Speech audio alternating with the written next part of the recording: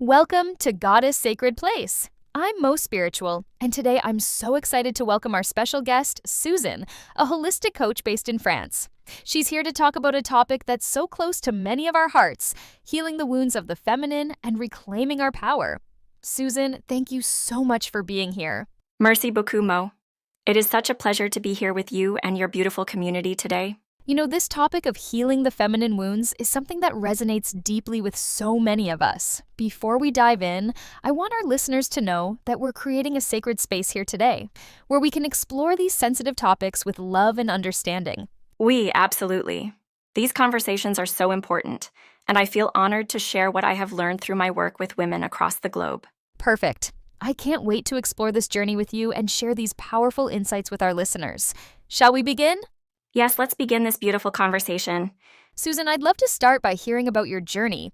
How did you find yourself doing this deeply meaningful work with women in France? My journey to this work, it was not what you would call, straightforward.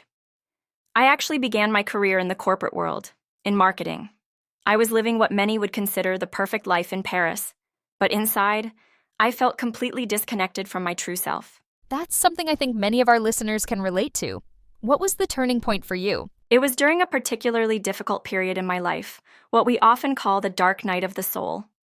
I was experiencing severe burnout, and my body was literally crying out for attention. This crisis led me to my first encounter with holistic healing, and it completely transformed my life. Can you tell us more about that transformation? Of course. Through my own healing journey, I discovered that many of my struggles were connected to deep wounds around my feminine energy. I had been living in a very masculine way, always pushing, always doing, never allowing myself to simply be. Working with various healers and teachers, I began to understand how many women carry similar wounds. And that led you to become a holistic coach yourself. Exactly. I felt this profound calling to share what I had learned. I spent several years studying different healing modalities, energy work, somatics, traditional French herbalism, and ancient feminine wisdom traditions. What began as my personal healing journey became my life's purpose. What was it specifically about feminine healing work that drew you in? You see, when I started working with women, I noticed a pattern. So many brilliant, capable women were struggling with the same disconnection I had experienced. They were exhausted, living out of alignment with their true nature, feeling like something was missing. I realized that helping women reconnect with their feminine essence was not just about individual healing. It is about healing a collective wound. That's such a powerful observation, Susan. Let's dive deeper into this collective wound. How do you see modern society's views and expectations affecting women's relationship with their feminine energy? This is such an important question. You see, we are living in a society that still very much values masculine energy. The doing, the achieving, the constant productivity. While these qualities are beautiful and necessary, we have created a world where the feminine qualities are often seen as, weaknesses. Can you give us some specific examples of how this shows up in women's lives? But of course, I see it every day in my practice. Women come to me feeling guilty for wanting to rest, feeling shame for being emotional, questioning their worth if they're not constantly productive. They apologize for taking up space, for having needs, for setting boundaries. It's as if they're carrying this deep belief that their feminine nature is somehow wrong. That really resonates. I notice many women struggling with this internal conflict. Yes, and you know what is most heartbreaking? Many women have learned to reject their own intuition, their natural cycles, their need for rest and reflection. They push through their menstrual cycles, ignore their body's signals, and feel ashamed of their natural emotional sensitivity. How does this disconnection impact women's self-worth? It creates what I call a deep spiritual exhaustion. When we constantly try to fit into a model that goes against our natural way of being, we begin to doubt ourselves at a fundamental level. Women start to believe that success means becoming more masculine, more linear, more, rigid. And this affects not just individual women, but our whole society, doesn't it? Absolutely. When half of humanity is disconnected from their authentic nature, we all suffer. We lose the gifts of the feminine, the intuition, the creativity, the natural ability to nurture and heal. We lose the wisdom that comes from embracing both the light and shadow aspects of life. This is why healing these wounds is not just personal work, it is revolutionary work. Now, Susan, I'd love to hear about some of the practical tools and techniques you use with your clients to help them reconnect with their feminine energy. What approaches have you found most effective? Ah, yes. I love to share these tools because they are so transformative. One of the first things I teach my clients is what I call sacred pause.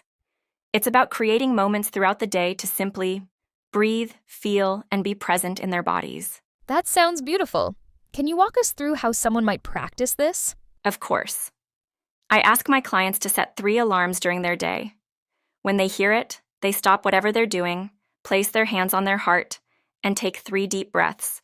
It's simple, but it helps them return to their body, to their feminine essence. And what other practices do you recommend? Another powerful tool is what I call emotional alchemy.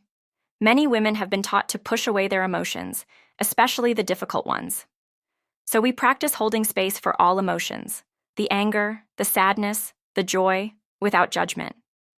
We use journaling, movement, and sometimes even vocal expression to let these emotions flow naturally. I love that.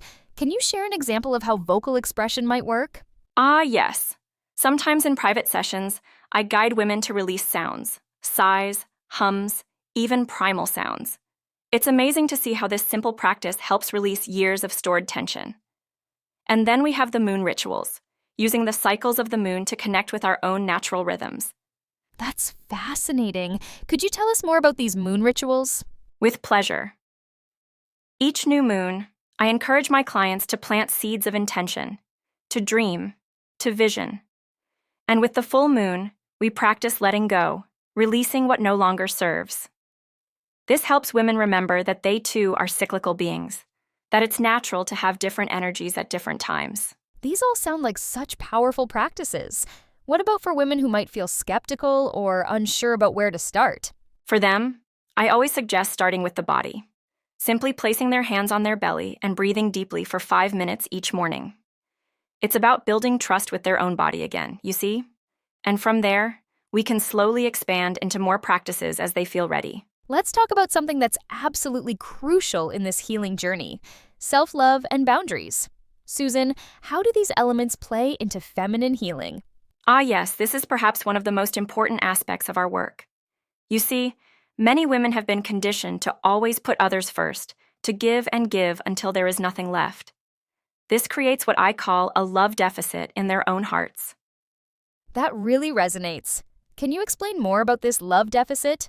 Of course, when we consistently prioritize others' needs over our own, we create a deep exhaustion in our feminine energy. It's like trying to pour from an empty cup. The first step in healing this is learning to fill our own cup first, not from a place of selfishness, but from deep self-respect. What are some ways women can start filling their own cup? I encourage my clients to create what I call their non-negotiable self-love rituals. Perhaps it's taking a luxurious bath with essential oils, or spending 20 minutes in meditation each morning. The key is to treat these moments as sacred appointments with yourself that cannot be canceled. And what about boundaries? How do they connect with self-love? Boundaries are actually an expression of self-love, Sherry. When we set clear boundaries, we are saying, I love myself enough to protect my energy, my time, my space. It's like creating a beautiful garden. You need a fence to protect what you're nurturing. That's such a beautiful metaphor. What advice do you have for women who struggle with setting boundaries? Start small. Perhaps begin with saying, I need to think about it, instead of immediately saying yes to requests. Or practice saying, this doesn't work for me, without feeling the need to explain why. Remember, no is a complete sentence. I love that. But what about the guilt that often comes with setting boundaries? Ah, the guilt. It's so common. I tell my clients that guilt is often a sign that we're growing. It means we're breaking old patterns that no longer serve us. Each time you feel guilty for taking care of yourself, remind yourself, my well-being is not selfish, it's necessary. That's so powerful. How can women maintain these practices when life gets busy? The key is to anchor these practices in your body, not just your mind. When you feel yourself slipping into old patterns, pause and ask your body, what do I need right now? Your feminine wisdom always knows the answer. Speaking of feminine wisdom, let's dive deeper into intuition. How do you help women reconnect with their inner knowing? Ah, intuition. This is truly our superpower as women. You know, in French we say le sixième sens, the sixth sense. For centuries, women were the keepers of this sacred wisdom, but somewhere along the way, many of us learned to doubt these natural instincts. Why do you think so many women have disconnected from their intuition? In our modern world, we are taught to trust only what we can see, measure, prove. But the feminine way of knowing is different. It's subtle. It speaks through feelings, through dreams, through the wisdom of our bodies. When we ignore these signals, we lose touch with our greatest guide. How can we start rebuilding that connection? I always tell my clients to begin with the body. Our bodies never lie. Start by simply checking in throughout the day. How does your body feel when you're making a decision? Does your chest tighten? Does your stomach relax? These physical sensations are your intuition speaking. That's fascinating. Can you share some specific practices for developing this awareness? Of course. One beautiful practice is what I call morning wisdom ritual. Before you look at your phone, before you begin your day, place one hand on your heart and one on your belly. Simply breathe and ask, what do I need to know today? The first answer that comes, this is your intuition. I love how simple yet powerful that is. What other ways can women tap into their feminine wisdom? Working with the cycles of the moon is very powerful. Our feminine energy naturally ebbs and flows just like the moon. When we align with these rhythms, our intuition becomes stronger. Also, spending time in nature, dancing freely, or even keeping a dream journal. These practices help us listen to our deeper wisdom. What about when our intuition tells us something we don't want to hear? This is when it gets interesting. Often, our strongest intuitive hits are the ones we resist most. But remember, your feminine wisdom always has your highest good at heart. Even if the message is uncomfortable, it's leading you toward healing and growth. How can we tell the difference between intuition and fear? Fear feels contracted, heavy, like walls closing in. True intuition, even when it's telling us something challenging, has a quality of expansion, of rightness. It feels like truth in your bones, even if your mind wants to argue with it. Susan, before we wrap up today's beautiful conversation, would you share a special message for our listeners who are just beginning their feminine healing journey? Yes, of course. My dear sisters who are listening, I want to speak directly to your heart right now. First, I want you to know that wherever you are in your journey, it's exactly where you need to be. There is no behind or not good enough in this work. That's so important for them to hear. You see, every woman who feels called to heal her feminine wounds is answering a sacred invitation. Perhaps you feel broken. Perhaps you feel lost. Perhaps you're carrying pain that feels too heavy to bear. But I want you to know something. These wounds you carry, they are not just your wounds. They are the wounds of generations of women before you. Beautiful. And when we heal ourselves? Yes, exactly. When you choose to heal, when you take even the smallest step toward wholeness, you are healing not just yourself, but all the women who came before you, and all who will come after. This is powerful work, mes chéries. What would you say is the very first step they can take? Start with gentleness. Just for one day, treat yourself as you would treat your dearest friend. Notice the harsh words you speak to yourself, and choose softer ones. Place your hand on your heart and say, I am here. I hear you. I honor you. This simple practice, it can change everything. Remember, you don't have to make huge changes all at once. Small steps, taken with love and intention, create the most lasting transformation. You are already whole, already perfect.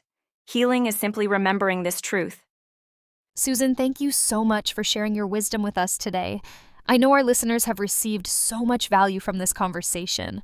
Oh, it has been my absolute pleasure, Cherie.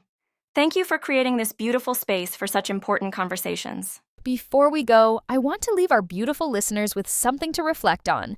What does healing your feminine energy look like for you? And how will you begin today?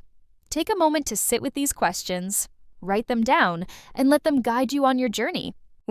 And remember, there is no right or wrong answer. Your journey is uniquely yours. Absolutely.